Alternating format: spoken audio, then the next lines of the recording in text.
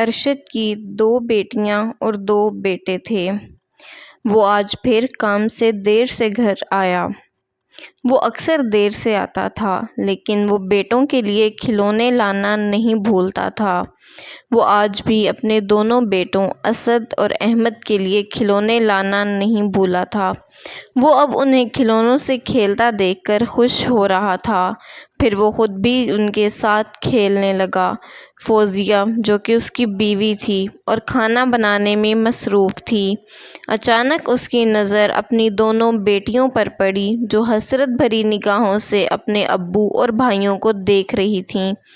فوزیہ اتنی دور بیٹھ کر بھی ان کی آنکھوں میں آنسو دیکھ چکی تھی۔ فوزیہ کے دل میں ارشد کے لیے ناراضگی کے جذبات ابھرے۔ وہ جلدی سے کام ختم کر کے ارشد کے پاس آئی اور کہنے لگی کہ تم عشاء اور اینا کے لیے کیا لے کر آئے ہو؟ وہ فوزیہ کو دیکھنے لگا اور کہنے لگا کہ میں ان دونوں کے لیے کیا لاتا؟ وہ تو میں راستے سے گزر رہا تھا تو مجھے کھلونے نظر آئے، جو میں نے اسد اور احمد کے لیے خرید لیے۔ یہ بات سن کر فوزیہ کو بہت غصہ آیا اور ان دونوں کی لڑائی ہو گئی۔ اکثر ان دونوں کی اسی بات پر لڑائی ہوتی تھی کہ ارشد صرف بیٹوں سے پیار کرتا ہے اور بیٹیوں کو نہیں پوچھتا۔ فوزیہ کو اب اس بات کا یقین ہو گیا تھا کہ ارشد صرف بیٹوں سے محبت کرتا ہے اور عشاء اور اینا باپ کے پیار کو ترستی رہتی ہیں۔ یہ سوچ اب فوزیہ کے دل و دماغ پر اثرات چھوڑنے لگی۔ اسے اب بیٹوں سے بھی نفرت ہونے لگی تھی کہ ان کی وجہ سے ارشد میری بیٹیوں کو توجہ نہیں دیتے۔ تب فوزیہ کے دل میں خیال آیا کہ اگر یہ احمد اور اسد نہ ہوتے تو ارشد سارا پیار اور توجہ اپنی بیٹیوں کو ہی دیتے۔ اب وہ سارا وقت یہی سوچتی رہتی تھی کہ ان کا کیا کیا جائے۔ اس کا دل کسی کام میں نہ لگتا تھا، وہ ہر وقت انہی سوچوں میں گم رہتی۔ ارشد نے بہت بار اس سے پوچھا کہ تم کیا سوچتی رہتی ہو، لیکن وہ اسے ٹال دیتی۔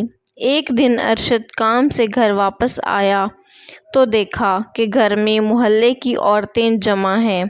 گھر کا ماحول معمول سے بالکل مختلف تھا۔ وہ صبح صحیح سلامت اسد کو چھوڑ کر گیا تھا، لیکن اب صحن میں اسد کی لاش موجود تھی۔ وہ بہت رویا اور ابھی یہ صدمہ ختم نہیں ہوا تھا کہ 5 ماہ بعد اس کا 4 سالہ بیٹا احمد بھی فوت ہو گیا تھا۔ ارشد کو یقین ہی نہیں آ رہا تھا کہ اس کے دونوں معصوم بچے اب اس دنیا میں نہیں رہے، جن سے وہ بے حد محبت کرتا تھا۔ وہ ہر وقت یہی سوچتا رہتا کہ آخر میں نے ایسا کون سا گناہ کیا تھا جس کی مجھے یہ سزا ملی ہے۔ اسے کبھی کبھی اپنی بیوی پر شک ہوتا کہ ضرور اس میں میری بیوی کا کوئی ہاتھ ہے، لیکن پھر وہ سوچتا کہ کوئی ماں اپنے بچے کو کیسے مار سکتی ہے۔ فوزیہ کی بھی حالت دن بدن خراب ہونے لگی۔ اس کا دم گھٹنے لگتا۔ اسے لگتا کہ اس کے دونوں بیٹے اسے آوازیں لگا رہے ہیں۔ وہ چیخنے لگتی۔ اسے اپنے بیٹوں کی روح نظر آتی تھی تو وہ راتوں کو اٹھ کر چیختی چلاتی تھی۔ ارشد نے اس کا بہت علاج کروایا، لیکن سب بیکار رہا۔ اس پر کسی چیز کا کوئی اثر نہ ہوتا تھا۔ ایک دن وہ رو رہی تھی اور ارشد اسے نارمل کرنے کی کوشش کر رہا تھا، تو وہ پوچھنے لگی کہ اگر تمہیں پتہ چلے کہ تمہارے بیٹوں کو کسی نے قتل کیا ہے تو تم کیا کرو گے؟ تو ارشد نے جواب دیا کہ میں بھی فوراً اسے قتل کر دوں گا، جیسے اس نے میرے دونوں بچوں کو کیا ہے۔ تو وہ یہ جواب سن کر مزید ڈر گئی۔ وہ اپنے بیٹوں کو یاد کرتے کرتے کبھی ایسی باتیں کرتی کہ ارشد کو شک ہونے لگا کہ اس کے دونوں بیٹوں کو اس کی بیوی فوزیہ نے ہی قتل کیا ہے۔ ایک دن ارشد اپنی دونوں بیٹیوں عشا اور اینا کے ساتھ کھیلنے میں مصروف تھا۔ فوزیہ انہیں دیکھ رہی تھی اور خوش ہو رہی تھی کہ اب ارشد اپنی بیٹیوں کے ساتھ بھی کھیلتا ہے، ان سے پیار کرنے لگا ہے۔ اتنے میں اسے اسد اور احمد کی یاد آئی اور اس کی حالت خراب ہو گئی، وہ کانپنے لگی۔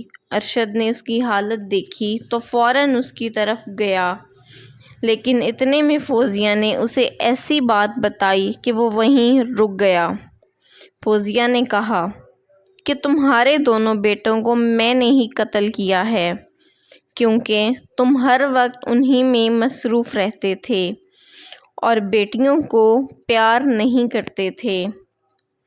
اب وہی بات مجھے سکون نہیں کرنے دے رہی کہ میں نے اپنے ہاتھوں سے اپنے معصوم بچوں کو مار دیا ہے۔ اسی لمحے ارشد کو اپنی بیوی سے نفرت ہونے لگی۔ وہ کہنے لگا کہ تم ایسا کیسے کر سکتی ہو؟ تم تو ماں کہلانے کے قابل بھی نہیں ہو، کیونکہ کوئی ماں اپنی اولاد کے ساتھ یہ ظلم نہیں کر سکتی۔ تو وہ کہنے لگی کہ تم عشا اور اینا کو پیار نہیں کرتے تھے، تم اولاد میں فرق کرتے تھے، تمہارے اس فرق نے مجھے یہ کرنے پر مجبور کیا تھا۔ تو وہ کہنے لگا کہ میرے لیے جیسے احمد اور اسد تھے، ویسے ہی عشا اور اینا بھی۔ میں ان کا بھی باپ تھا اور ان کا بھی باپ ہوں۔ فرق میرے پیار میں نہیں، تمہاری سوچ میں تھا۔ اب تم یہاں نہیں رہ سکتی، میں تمہیں اپنی بیٹیوں کے ساتھ نہیں رہنے دوں گا۔ تم ایک نفسیاتی عورت ہو۔ اگر تم بیٹیوں کے لیے میرے بیٹوں کو قتل کر سکتی ہو تو کسی اور کے لیے میری بیٹیوں کو بھی قتل کر دو گی۔ تم پر میں یقین نہیں کر سکتا، اور اسی وقت اسے طلاق دے کر گھر سے نکال دیا۔